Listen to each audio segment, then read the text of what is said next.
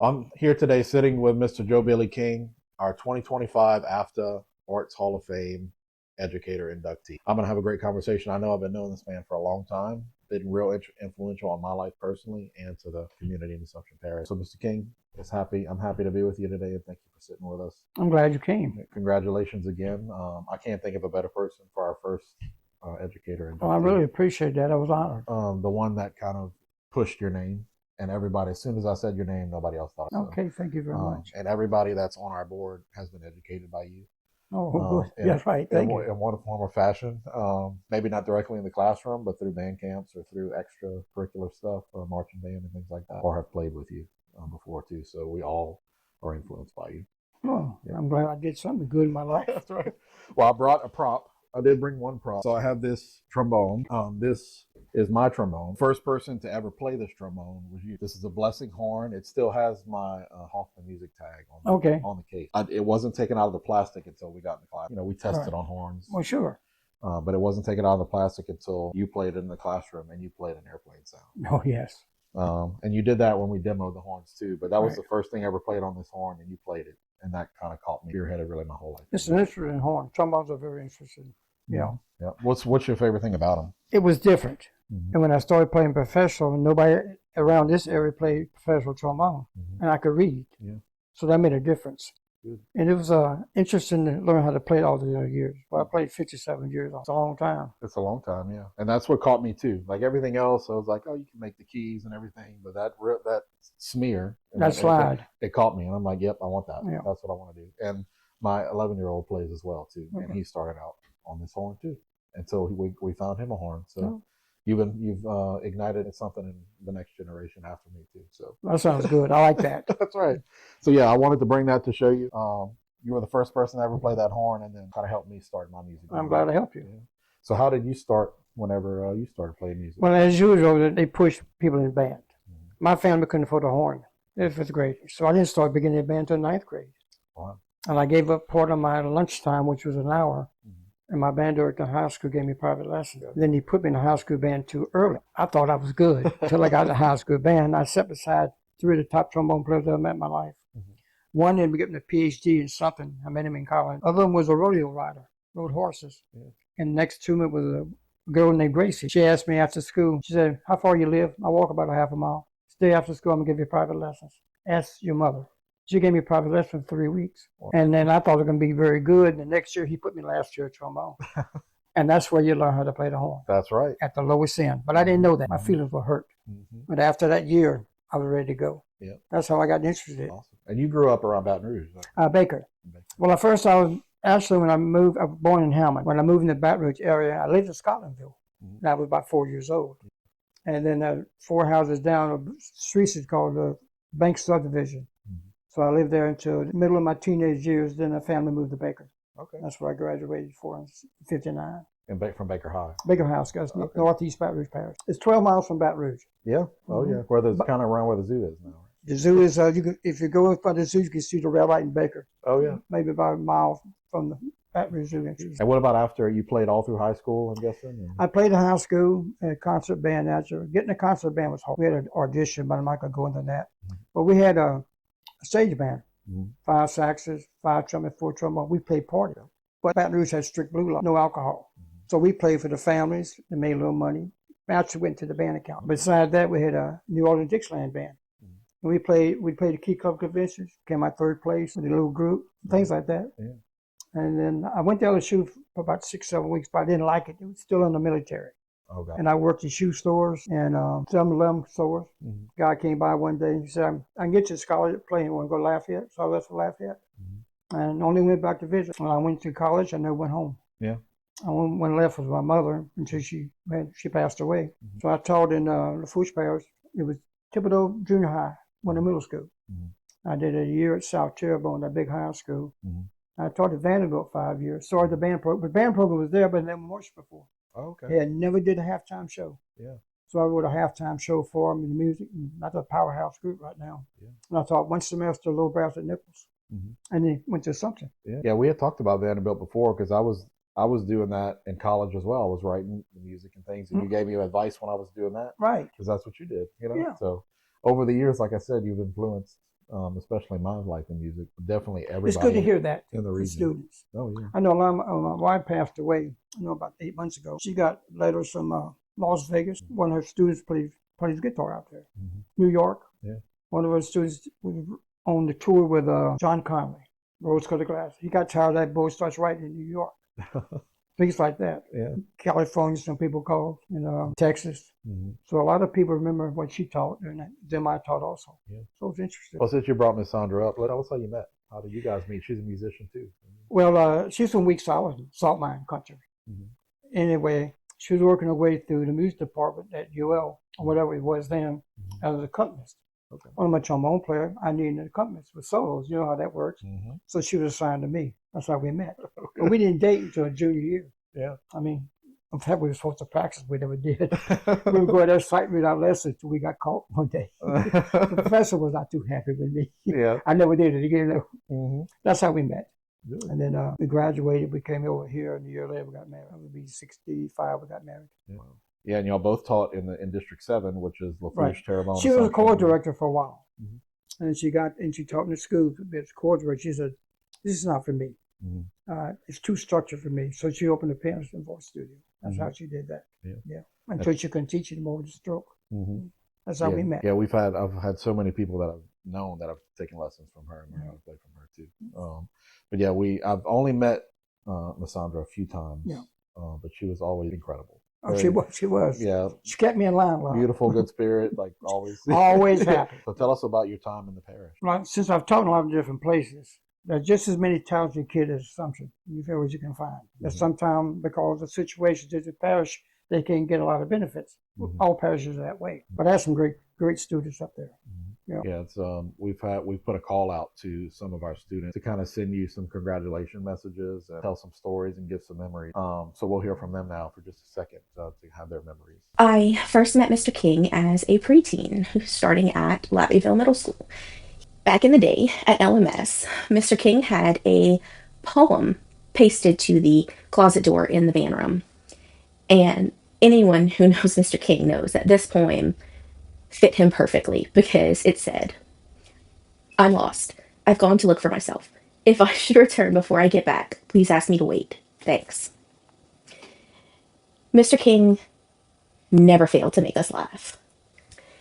I created so many memories with Mr. King, especially the days at band camp in Bunkie, Louisiana, where they warned us not to drink the water. And Mr. King would conduct cabin inspections with an oversized army helmet with the word Effie written on it and carrying a giant stick. I wouldn't have stayed in band all 4 years at Assumption High without Mr. King's support. He was not only a great teacher, he was an amazing mentor and a good friend. Mr. King always had time to listen to his students and offer advice and encouragement. Mr. King has such an amazing knowledge of music. He's so talented. He's there with support and encouragement for his students. From the bottom of my heart, thank you, Mr. King, for everything that you did that impacted my life and the life of other students at Assumption High and throughout Assumption Parish. Hi, I'm Brittany, and I was part of the Assumption High School band class of 2007, and Mr. King was one of my band directors. And thinking back on all the fun memories with him, I couldn't help but go back into my albums and find this picture. We were at band camp, and he came and inspected our cabins, and he came in with like a hard hat and like this big walking stick. And he always knew how to make us laugh and smile and find joy in what we were doing. But he also was phenomenal at getting us to be the best musicians and people we can be. I am so thankful that I was able to learn from him for so many years. Mr. King, I love you, we love you, and you deserve all the praise in the world. Mr. King, congratulations for being honored tonight. Thank you for being the incredible person you are. We've shared many laughs, many tears, and many memories. You know what they say, those legendary words? One time at band camp? You might just end up in Effie. A quick trip to Walmart ended up being the talk of the summer. Mr. King, thank you. Thank you so much. We love you. Mama Mel? Crystal. And CJ, we love you very, very much. Thanks for everything you've done for my children and all the children that has been going through your classes and kept up with you through the years. Thank you again. Thank you, Mr. King. It's been a while since you've seen me and we've spoken, so I will reintroduce myself. You will know me as Loretta Barris, who walked into your band room in 1993 with a used saxophone and all the hope in the world to learn to play it. But one memory that sticks out in my mind the most is I remember you, Mr. King, were going to play. You were telling us you were going to be out for a while and you were going to play with a band on a cruise ship. And I wanted to know who, because I'm me. And you told me Percy Sledge. And you also said that you were pretty positive not many of your students would know who that was. So when I said, I know who that is, and I was so excited about it, thought that was the coolest thing ever. And you told me, really? I said, yes, really. And you brought me back his autograph. I told everybody. I was so excited and so proud, and I still have that to this day. And after that, I felt like we kind of had a special bond. You realized that I came from a very musical family, and it grew from there. And the ATM plays, you know, all of the different talents that we all had came out, and you really went the extra mile for us after teaching all day, conducting the ATM orchestra band for the plays we used to do back in the 90s that really shaped a lot of my school career. There are few people that I've encountered in my life that I could say had that great of an impact, and you, Mr. Billy King, are one of them. So today, for myself and for every student you ever taught or cared about, say thank you. Congratulations. Hi, my name is Jamie Landry Abear. When I was 10 years old, I attended an info session for beginning band, convinced my mom to rent a clarinet, and started an 8-year journey of becoming a musician. Mr. King was my teacher. He was kind and patient, while also tough when he needed to be, and frequently funny. He didn't treat his students like little kids. He leveled with us in a way that instilled confidence and inspired passion. He shared stories and experiences that somehow left me in awe without ever truly realizing what a big deal he was. I've since learned all about the shows and stages he's played, and I'm forever grateful to have had the opportunity to learn from one of the greats. Congratulations, Mr. King. For nearly 30 years, you have been one of my favorite people on this planet, and there is no one more deserving of this award. Love you.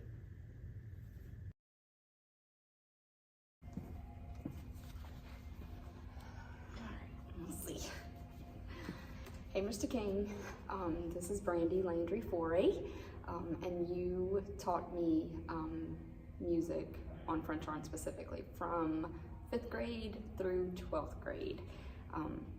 Those were enormously impactful years in my life, and even though my mom was a band director, it was very, and if anybody who works with kids knows this, very uncool to do what mom, was doing, but Mr. King was exceptionally cool. So I am the oldest daughter of Brenda Landry, and she truly needed help when you were her assistant. As anyone who works with teenagers knows, I can't imagine being in charge of more than about 30 of them at a time. I've been teaching for 20 years, and when I consider the responsibility that a high school band director has, it is just immense. I can't imagine doing that without an assistant. So I know you were extremely helpful to her in that capacity. In middle school, I distinctly remember you throwing your baton at students who were misbehaving, or in the direction of, not at the student, and dropping a cymbal behind someone who had somehow fallen asleep in band class. I think about those techniques in my own classroom a lot, but haven't employed them yet. And then finally, just the anticipation of coming to band in middle school was huge. There was always a different schedule. I remember rushing to the band room to see when like my band block was, and just looking forward to it all day long. Just being with people who were together to create something bigger than myself. So you were an enormous part of my life and of my family, and we truly appreciate you. Love you, Mr. King. Congratulations, Mr. King. You are so deserving of this award, and I'm so thankful for the many years that you've taught me. Well, aside from teaching, which is what we're honoring you for here tonight, because you've been so influential on so many lives. You know, just even if you've had a student for 6 weeks or a year Right. or 10 years, you always make an impact. That's Well, kind of the person I'm that glad you to are. hear that. Yeah, you can't. I don't think you've ever spoken to anybody that you haven't made an impact on. For a long time in teaching, we never get feedback like that. And you know that. Yeah. Everybody gets so busy out there. Well, aside from teaching, you've had a prolific performance career. I mean, you've got some great stories that I know of that you've told me. But tell us about some, how you got started with performing professionally. Started off with the stage band in high school. And then when I moved to Laugh to go into school, I started working with different combos. And when I moved to Thibodeau, I'm a trombone player. There weren't any trombone players that could read and play like I played. So I had to end. That's why one of the reasons I stayed on the horn. And I've worked private gigs in California, Albuquerque, private parties in Vegas. That was a big paying job. That's the only job I ever played 3 hours and made $2,000. Wow. Plus a private room in the Venetian. Yeah. Only thing I do is buy my food. I went with Percy Sledge at the Atlantic Casino in the Bahamas on a 4-night tour. It sounded like it was Island. And awesome. 14 years Jazz Fest in New Orleans. And most of the recording studios below Alexander, I've been there laying tracks down for somebody. You didn't know who they were. You just go in with a horn, and you play a track, and you leave. You get paid, whatever it's called, recording fee. Yeah. I couldn't even name any of those people. Wow. Who were some of the artists you played Jazz Fest with? Gene Knight, Mr. Big Stuff, Percy Sledge, Mr. Man Loves a Woman. We did 4 nights in the Bahamas with him. He's a very nice guy. Ernie Cato, mother-in-law, guy named King Floyd out of California. Frankie Ford, crazy. Cindy Cruz, people like that. Yeah. Any like local to the area groups that you gig with, or like? I worked with Soul Survivor Band for years, about 13 bands, and that's a group that went to Vegas. Okay. And played parties all over the state. Well, tell us about. You mentioned Mr. Jimmy Trant, who's another educator, kind of in District 7, which is the area Assumption Parish is in. Right. What other, colleagues, directors have you collaborated with over the years? Raul Prado, you remember Raul Prado? Oh yeah. Yeah. Raul and I used to play gigs together. Like pickup musicians. And a lot of the comments and memories people have are from your past students were not necessarily in the classroom, but they were at extracurricular things like band camp. Band camps. Oh, the band camps were fun. Yeah. Tell us about some of your good memories or funny memories from them. Well, I probably went to band camp. First it was Thibodeau High for years. I'd go Central Lafourche, South Lafourche. And the first time I took Assumption up there, a lot of the kids never been up there at a camp like that. But the kids had to get really used the first time they went up there. They even liked it. We loved it. They asked me, could they go back next week? That's right. That's the only band I ever wanted to do that. And you had a persona that you kind of portrayed whenever you did cabin inspections. And things like that with the military hat and the cane. And... I did one with the Pope. That's right. I don't know if I did it with that band or not. Pull me in a wagon. Yep. They didn't know what hit them that time. Well, it made it fun. It made it interesting, and it made the hot days and the long hours worth it. And it actually worked. Well, this is a pretty big question, but what do you think has been your favorite part of your whole life in music? What's one of your top? Little be known, when I first started teaching, I wrote my resignation in 3 weeks. It just wasn't what I was expecting. Because don't tell you this in college. You go through all the method things. The principal talked me out of it. And so I never did it again. Mm. I like working with the kids. I do. Personalities drive you crazy sometimes, but that's part of the game in education. You're not going to reach everybody. I know that, but I think I reached as many as I could reach. I think so. You know, And I think your reach is farther than you think. You know, it's amazing to think about how many people you've taught and influenced, and how far your reach is. And I've never thought about it that way. well, hopefully this allowed you to think a little bit about your impact, and we definitely love you. I mean, you've made such an impact on the fabric of the music community in the parish, because you've had students go on to teach music and make music a part of their lives. But last thing I want to ask you is, what advice do you have for a music educator that's starting out right Don't do it. now? Don't do it. Yeah. Don't do it. You'll fall in love with it.